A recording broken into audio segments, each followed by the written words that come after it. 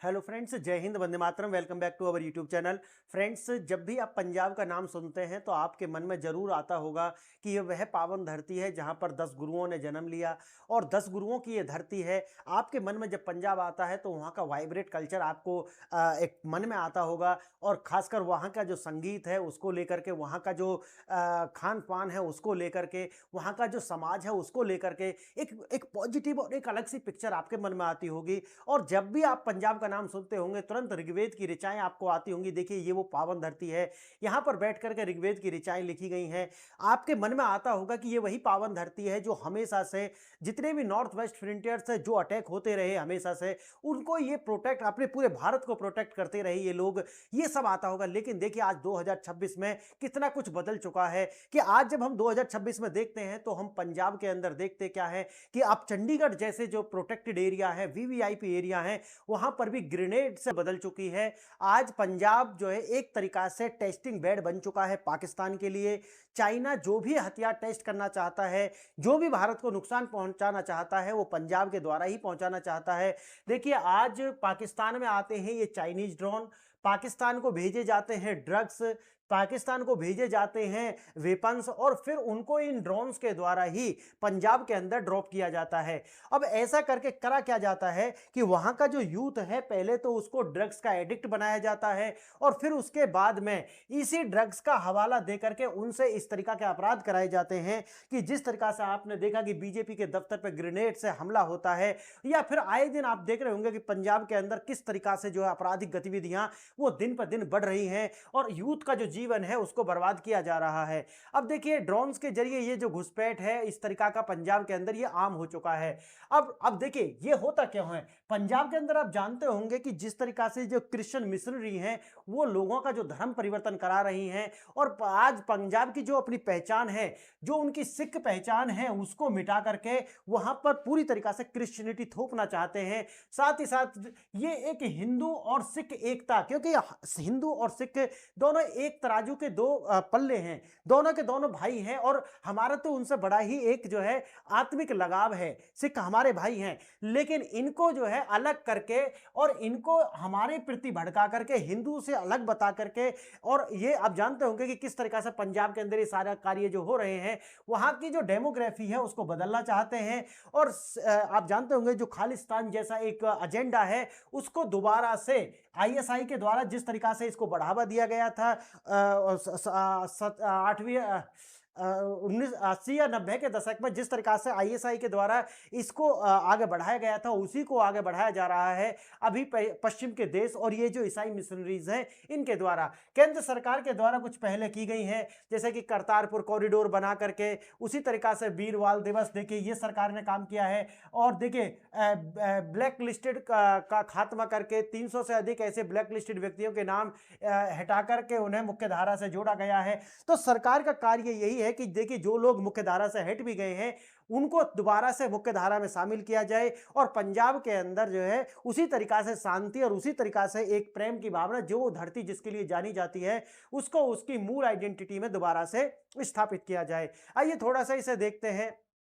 देखिए, चंडीगढ़ के अंदर जो मैंने आपको बताया कि किस तरीका से ये जो घटना होती है जहां पर बीजेपी के दफ्तर के ऊपर हैंड ग्रेनेड से हमला किया जाता है, उसके बाद पता चलता है कि यहां पर जो ये काम हुआ था इसके अंदर आईएसआई, पुर्तगाल और साथकर यूक्रेन से भी इसके कुछ हाथ बताए गए हैं कि इनका निकलता है। आईएसआई पाकिस्तान, सस्ते ड्रोन चीन मैंने जैसे आपको बताया है, पंजाब के जो गरीब युवा हैं उनको जो है ड्रग एडिक्ट्स करके हिंसा और अपराध और आतंकवाद जैसी घटनाएं हैं उनको अंजाम दिलाना इनका उद्देश्य है। सीमा पार से 12 करोड़ से रुपए के ज्यादा के ड्रग्स भारत के अंदर आते ही वो 150 करोड़ रुपए की वैल्यू हो जाती है, क्योंकि 9 का माल 100 में बेचा जाता है। हथियारों की जो तस्करी मैंने जैसे कि बताया है कि ऐसे ऐसे हथियार मिले हैं 15-16 साल के युवाओं के पास जिनकी कीमत 20 से 30 लाख रुपए है। ये कहां से आ रहे हैं? ये सारे के सारे चाइनीज हथियार हैं और ये पाकिस्तान से होकर के भारत के अंदर ड्रॉप करे जा रहे हैं। युवाओं का शोषण, देखिए जब ये युवा हैं, अभी तो बच्चे हैं, इनको बहला फुसला करके ये कार्य करा दिए जाते हैं, फिर इनके ऊपर एनए लग जाता है, आप जानते होंगे। और जब एनए लग जाता है तो गरीब परिवार से आते हैं, उठा करके इन्हें जेल में डाल दिया जाता है, और फिर इनकी जो जिंदगी है, तमाम जिंदगी इनकी जेल में गुजरती है, और परिवार पूरा जो है वो बर्बाद हो जाता है। अब भ्रम विदेशी कट्टरपंथियों की दुनिया व्यापार बना विचारधारा। पश्चिम में बैठे कट्टरपंथी जैसे निज्जर हो गया, पन्नू हो गया, खंडा ग्रुप हो गया, ये सारे के सारे जो लोग हैं ये अवसरवादी लोग हैं, और इनको फंडिंग मोटी होती है।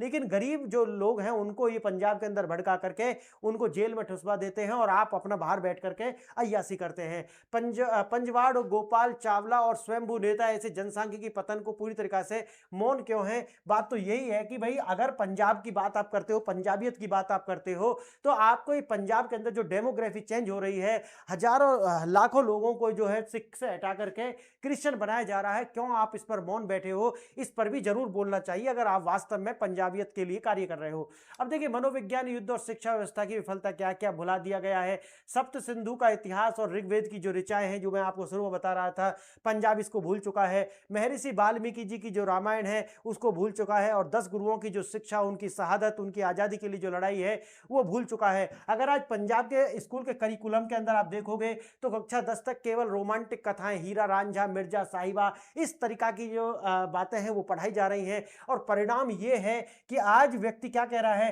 कि पंजाब तो संत फकीरों की धरती है। इस तरीका की जो बातें हैं इनको कंडीशनिंग कहते हैं, ये कंडीशनिंग की जाती है। इस तरीका की जो बातें पढ़ा करके, पढ़ाना क्या चाहिए? देखिए, अपने देश की संस्कृति, अपने देश के कल्चर को पढ़ाना चाहिए ताकि लोग उसके अंदर इंटीग्रेट हो सके, उनके अंदर सेपरेशन की भावना ना आए। देखिए, ईसाई धर्मांतरण 1990 के दशक में हेल हेवन बुकलेट्स के माध्यम से मिशनरियों के द्वारा सुनियोजित धर्मांतरण कराया गया है पंजाबियों का। अब देखिए, 80 के दशक से पहले जब तक हिंदू सिख एकता मजबूत थी, धर्मांतरण पंजाब में प्रवेश नहीं कर पाया। लेकिन जैसे ही ये एकता टूटती है, उसके बाद में ये सिखों को क्रिश्चियन बनाने का जो कार्य है वो शुरू हो जाता है। अब देखिए, नया कृत्रिम नैरेटिव गढ़ा जाता है कि हिंदू सिख अलग है, और उन्होंने 1984 वाला जो आप देखेंगे होंगे, आपने ये बड़ा दिया जाता है कि 1984 के अंदर जिस तरीका से सिखों का जीनोसाइड कराया गया था, तो उसका कांग्रेस जिम्मेदार थी। देखिए, वो सारा का सारा है, उसमें तो राजीव गांधी का भी बयान है। आप जानते हैं कि जब बड़ा पेड़ गिरता है तो आंधी आती है। लेकिन जो पंजाब के जो नेता थे, जिनकी ये जिम्मेवारी थी कि पंजाब के लोगों को वास्तव में सही सच्चाई बताएं, और इसमें कांग्रेस थी जिम्मेवार, ना कि हिंदू जिम्मेवार थे। अब देखिए, उसके लिए बहुत सारे लोग हैं, मैं आपको आगे बताऊंगा, कि जिन्होंने खुद कहा है कि देखिए, हिंदुओं के द्वारा तो उनकी मदद की गई थी, बल्कि ये कार्य कांग्रेस ने किया। और मजे की बात मैं आपको बताऊं, ये कार्य होने के बाद भी कांग्रेस की लगातार 3 बार लगातार पंजाब के अंदर सरकार बनी। सोचिए, ये तो पूरा का पूरा नैरेटिव है। नैरेटिव की लड़ाई पंजाब के लोग उसे समझ ही नहीं पाए। सीधे साधे भोले भाले लोग थे, जो उनके कमेटीज ने बता दिया वही वो लोग मान करके उन्होंने वोट कर दिया, और वहां पर लगातार कांग्रेस जैसी सरकारें फिर बनती रही। 1947 का विभाजन का दंश इस धरती ने झेला है। विभाजन के कारण सिखों को भारी विस्थापन की जो त्रासदी है उसको झेलना पड़ा था। 1984 में सिख नरसंहार, जो मैंने आपको बताया, दिल्ली और देश के अलग अलग इलाकों में इनका किस तरीका से जेनोसाइड हुआ, जब बड़ा पेड़ गिरता है, जो मैंने आपको बताया। लेकिन उसके बाद भी सरकार बनना अपने आप में नैरेटिव की लड़ाई तो है ही। भाखड़ा डैम का निर्माण, पंजाब के सिर पर खतरे का निर्माण, हजारों गांव जमीन विस्थापन, समझौते का उल्लंघन, आनंदपुर साहिब हो या फिर लोंगेवाल जैसे महत्वपूर्ण ऐतिहासिक समझौतों को तोड़ना हो, ये सारे कार्य हुए हैं। फ्रेंड्स, देखिए, पंजाब जो है, जब मैंने जैसा कि आपको बताया कि पंजाब के अंदर देश को एकता को जोड़ने के लिए काम होना चाहिए था, लेकिन वहां पर जो जिस तरीका से ये गुरुद्वारा कमेटीज हैं, वहां के जो सामाजिक कार्यकर्ता हैं, जिन्होंने इसके लिए कार्य करना चाहिए था, लेकिन उन्होंने इस तरीका का कार्य नहीं किया। और मैंने जैसे कि आपको बताया है कि 1984 के दंगों के बाद में पंजाब के लोगों को, खासकर उन लोगों को जो कि वास्तव में पंजाब को और तोड़ना चाहते थे, और जो भारत है उससे अलग करना चाहते थे, खालिस्तानी मूवमेंट जिसे हम कहते हैं, उनको और ज्यादा इसके लिए मौका मिला, और उन्होंने इसको लेकर के और आगे से पुश किया कि देखिए, आपको जो हिंदू हैं वो आपके साथ ऐसा व्यवहार करते हैं। और आपने देखा भी होगा कि जब यहां से सिख जाते हैं कहीं पर बाहर, तो वो अगर उन्हें वहां शरण लेनी होती तो वो क्या कहते हैं कि देखिए, इंडिया में हमारा परसिक्यूशन हो रहा है, हमें शरण दी जाए। जबकि आप भारत के अंदर देखिए कि भारत के अंदर किसी को किसी तरीका से कोई समस्या है नहीं। ठीक है भाई, आप अपनी तरीका से पूजा पाठ कीजिए और आप अपने तरीका से रहिए। भारत के अंदर बहुत ज्यादा स्वतंत्रता है। मैं कहता हूं कि भारत के अंदर ये कहते हैं कि बहुत ज्यादा है यानी कि मैं कहता हूं टू मच डेमोक्रेसी है, जबकि इस पर थोड़ी रोक होनी चाहिए, लेकिन है, लेकिन इसका भी स्वागत करना चाहिए। तो फ्रेंड्स, जैसा कि मैंने आपको बताया कि पंजाब जिसके लिए जाना जाता था, अगर हमें इसके द्वारा से उसी में स्थापित करना है तो समाज के अंदर सही इंफॉर्मेशन पहुंचनी चाहिए। समाज को समझ आना चाहिए कि देखिए, जो आज तक नैरेटिव बनाया गया, आज जो पंजाब को पंजाब की धरती से काटा जा रहा है, उसके लिए हमें शेष भारत से जुड़ना पड़ेगा और दोबारा से अपनी वही जो संस्कृति, जब हम कहते हैं कि 10 गुरुओं की धरती है, 10 गुरुओं के बलिदान को याद करना होगा। ये उन लोगों की धरती है जिन्होंने हजारों वर्षों तक भारत का, शेष भारत को जो प्रोटेक्ट करके रखा, तो हमें दोबारा से वहीं आना होगा। और इसके लिए जरूरत इस बात की है कि जो ये नार्को इकोसिस्टम बनाया हुआ है पंजाब के अंदर, इसकी और इंफॉर्मेशन की बहुत जरूरत है कि इंफॉर्मेशन अंदर तक जाए। अब देखिए, सरकार ने लगातार इसके लिए काम किया है। जैसा आप जानते हैं कि 350वां या 400 या 550वां प्रकाश वर्ष अंतर्राष्ट्रीय स्तर पर मनाना हो, या फिर लाल किले से सिर्फ गुरु तेग बहादुर जी का जो है भव्य स्मरण करना हो, वीर बाल दिवस, आप जानते होंगे कि छोटे साहिबजादे,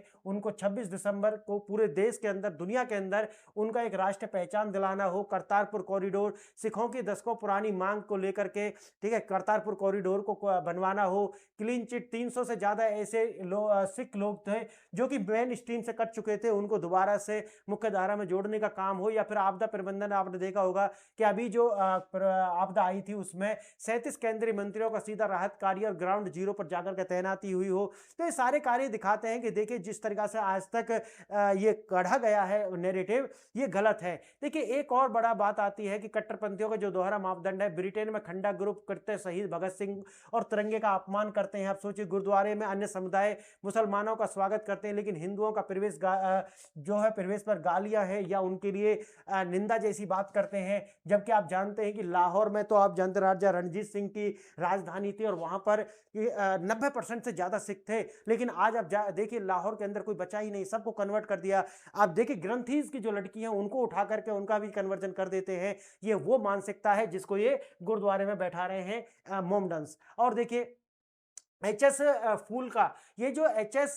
फूलका जो है, उन्होंने 1984 के पीड़ितों के लिए दशकों तक लड़ाई लड़ी है, दशकों तक लड़ाई लड़ी है। उन्होंने कहा कि जो नरसंहार हुआ था उस दौरान बचाने वाले हिंदू परिवार ही थे। सोचिए, जिन्होंने उनकी कोई नहीं सुनता, एच.एस. फुल्का जैसे लोगों की कोई नहीं सुनता, बल्कि जो नैरेटिव बनाना जानते हैं, जो पश्चिम के हाथों में खेल रहे हैं या आईएसआई के हाथों में खेल रहे हैं, वो पंजाब का नैरेटिव बना रहे हैं। और आज जो मैं आपको बता रहा था कि ये हालत क्यों है, ये उसी नैरेटिव का कारण है कि कांग्रेस ये कार्य करती है, सिखों का नरसंहार करती है, उसके बाद भी लगातार 3 बार पंजाब के अंदर सरकार बन जाती है। नैरेटिव का खेल है ये। पश्चिम का जो नैरेटिव गुरुद्वारों के द्वारा और ये कमेटीज के द्वारा बनाया गया, लोगों के मन में सच्ची बात तक पहुंचन ही नहीं दी गई कि वास्तव में असली कारण था क्या, किसने ये करा। आप सोचिए, निर्माण, देखिए, नैरेटिव भारत के विरोधी एजेंडा इस्लामाबाद में तैयार होता है, फिर उसको मैंने अलग से एक वीडियो बनाई थी, आपको याद होगा इसके ऊपर। दूसरा आता है फिर पॉलिसिंग करना, कनाडा और यूके में बैठे कट्टरपंथियों द्वारा मानव अधिकार और सिख अधिकारों के नाम पर इसकी जो है पॉलिसिंग की जाती है। और उसके बाद आप देखेंगे निष्पादन होता है internet, social media, drug funding के जरिए इसे पंजाब के भटके हुए युवा तक पहुंचाया जाता है और आसानी से फिर उनके लिए जो उनको भर्ती किया जाता है, उसके लिए ग्राउंड तैयार किया जाता है। और अंतिम लक्ष्य क्या है, सिखों को उनके महान राष्ट्रवादी चरित्र से अलग करके भारत को अस्थिर करने का जो षड्यंत्र है, ये पूरी दुनिया के द्वारा चलाया जा रहा है। और हम जैसे कि जानते हैं कि भारतीय होने के नाते हमें इस इंफॉर्मेशन से जागरूक होना चाहिए कि देखिए, जो भी देश को तोड़ना चाहते हैं, ऐसी ताकतों के हाथ में हमें नहीं खेलना चाहिए, बल्कि हमको एक अखंड भारत, एक भारत और श्रेष्ठ भारत की ओर बढ़ना है। और 2047 तक जो भारत का अपना लक्ष्य है कि भारत को एक विकसित राष्ट्र के रूप में स्थापित करना है, हम सभी भारतीयों को इसकी ओर कार्य करने के लिए अग्रसर होना होगा। फ्रेंड्स, आपको वीडियो कैसा लगा? वीडियो अच्छा लगा है तो वीडियो को लाइक शेयर सब्सक्राइब करें। देखा